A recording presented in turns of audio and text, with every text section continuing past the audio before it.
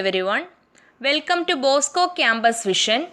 I am Lakshmi V.S., Assistant Professor, Department of Commerce, Don Bosco College, Kottayam. This is the 71st lecture on Recovery and Refund of Income Tax, which is a subject for Semester 3 students of BCom Tax Procedures and Practices. In previous lecture, we were discussing about refund of tax. And in this lecture, we are going to continue with the same topic, that is refund of tax. കഴിഞ്ഞ ലെക്ചറിൽ refund of ടാക്സിൽ procedure for claiming refund on appeal etcetera ഈ രണ്ട് heads ആയിരുന്നു നമ്മൾ discuss ചെയ്തത്. And ഈ ലെക്ചറിൽ നമ്മൾ ഡിസ്കസ് ചെയ്യാൻ പോകുന്നത് withholding of refund in certain cases, interest on refund എന്നിവയാണ്. Withholding of refund in certain cases which comes under section 241A of income tax act. Certain കേസസിൽ ടാക്സിൻ്റെ റീഫണ്ട് വിത്ത് ഹോൾഡ് ചെയ്യുന്നതാണ് ഈ ഹെഡിൽ discuss ചെയ്യുന്നത്.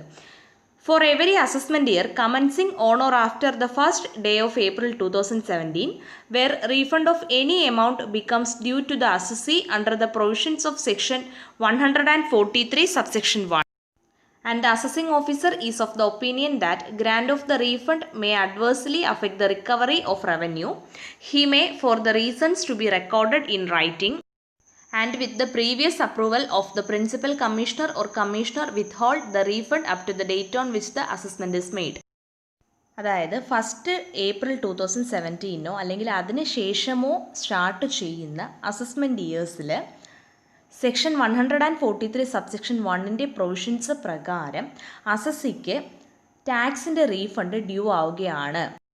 And assessing ഓഫീസറിൻ്റെ ഒപ്പീനിയനിൽ ഈ ഒരു refund അസസ്സിക്ക് grand ചെയ്ത് കഴിഞ്ഞാൽ അത് റവന്യൂവിൻ്റെ റിക്കവറിയെ അഡ്വേഴ്സ്ലി അഫക്റ്റ് ചെയ്യും. അതായത് ഈ ഒരു റീഫണ്ട് അസസ്സിക്ക് അനുവദിച്ചു കഴിഞ്ഞാൽ അത് റവന്യൂവിൻ്റെ റിക്കവറിയെ പ്രതികൂലമായിട്ട് ബാധിക്കും. ഇങ്ങനെ ഒരു ഒപ്പീനിയനാണ് അസസിംഗ് ഓഫീസറിന് ഉള്ളത് എങ്കിൽ അസസിംഗ് ഓഫീസർ ഈ റീസൺസ് എല്ലാം ഇൻ റൈറ്റിംഗ് റെക്കോർഡ് ചെയ്യുകയും പ്രിൻസിപ്പൽ കമ്മീഷണറിൻ്റെയോ പ്രീവിയസ് അപ്രൂവലോട് കൂടി ഈ റീഫണ്ടിൻ്റെ എമൗണ്ട് അസസ്മെൻറ്റ് നടക്കുന്ന ഡേറ്റ് വരെ വിത്ത് ഹോൾഡ് ചെയ്യുകയും ചെയ്യും. അതായത് ഫസ്റ്റ് ഏപ്രിൽ 2017 അല്ലെങ്കിൽ അതിന് ശേഷമോ സ്റ്റാർട്ട് ചെയ്യുന്ന ഏതൊരു അസസ്മെൻറ്റ് ഇയറും ആയിക്കോട്ടെ, ഈ അസസ്മെൻറ്റ് ഇയറുകളിൽ സെക്ഷൻ 143 സബ്സെക്ഷൻ 1ൻ്റെ പ്രൊവിഷൻസ് പ്രകാരം അസസ്സിക്ക് റീഫണ്ട് ഓഫ് ടാക്സ് ഡ്യൂ ആവുകയാണ്. ആൻഡ് അസസിംഗ് ഓഫീസറിൻ്റെ ഒപ്പീനിയൻ എന്ന് പറയുന്നത് ഈ റീഫണ്ട് അസസ്സിക്ക് അനുവദിച്ചു കഴിഞ്ഞാൽ അത് റവന്യൂവിൻ്റെ റിക്കവറിയെ പ്രതികൂലമായിട്ട് ബാധിക്കും.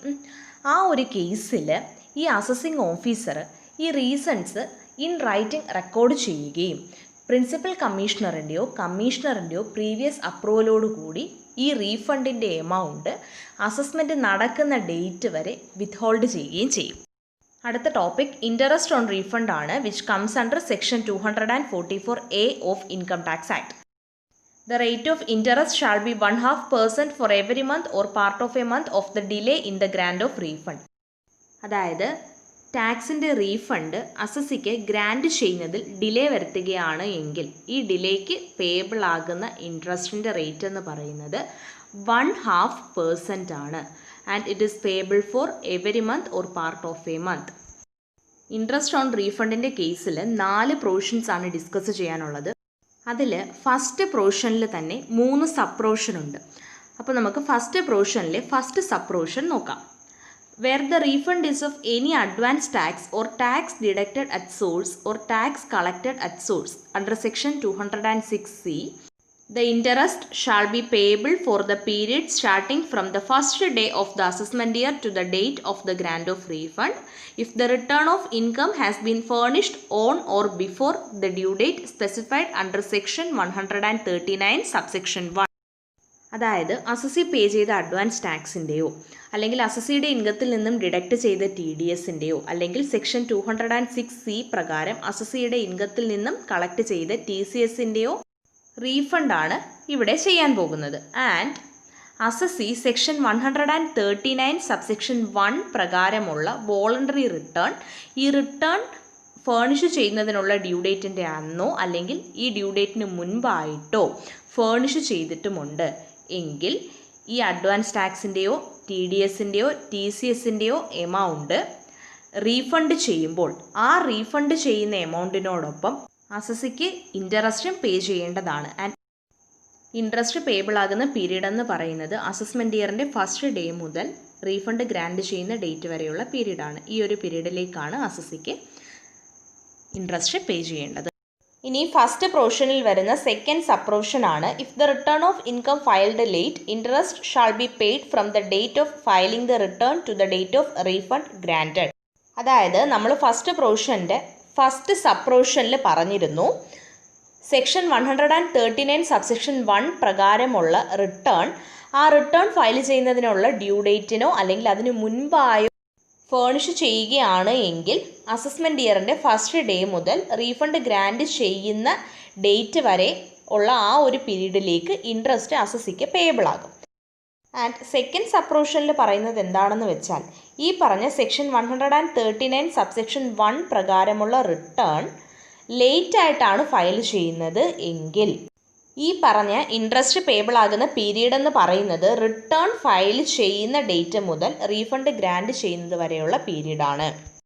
ആൻഡ് ഫസ്റ്റ് പ്രൊവിഷനിൽ വരുന്ന തേർഡ് സബ് പ്രൊവിഷൻ എന്താണെന്ന് നോക്കാം. If the refund is out of tax paid on self assessment under section 140A interest shall be paid from the date of filing the return or payment of tax whichever is later to the date of refund grand.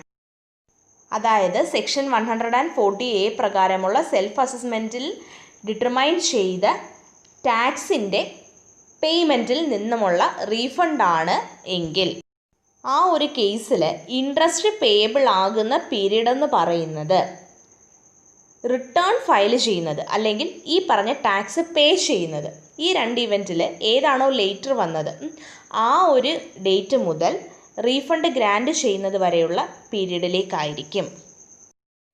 However interest shall not be payable under first, second and third if the excess payment is less than 10% of the tax determined under section 143 subsection 1 or on regular assessment.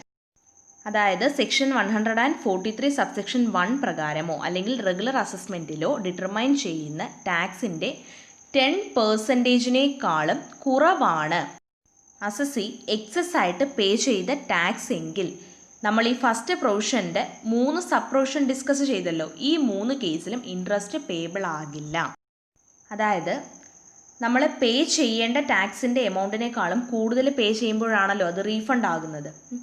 And ഈ excess ആയിട്ട് പേ ചെയ്ത amount of tax എന്ന് പറയുന്നത് regular അസസ്മെൻറ്റിലോ അല്ലെങ്കിൽ section 143 subsection 1 പ്രകാരമോ determine ചെയ്ത ടാക്സിൻ്റെ 10%-നേക്കാളും കുറവാണ് എങ്കിൽ ആ ഒരു കേസിൽ ഇപ്പോൾ നമ്മൾ ഡിസ്കസ് ചെയ്ത 3 സബ് പ്രൊവിഷനിലും ഇൻട്രസ്റ്റ് പേയബിൾ ആകില്ല. ആൻഡ് നമുക്ക് സെക്കൻഡ് പ്രൊവിഷൻ നോക്കാം. In any other case the interest shall be paid for the period starting from the date of payment of such tax or penalty up to the date on which the refund is grand.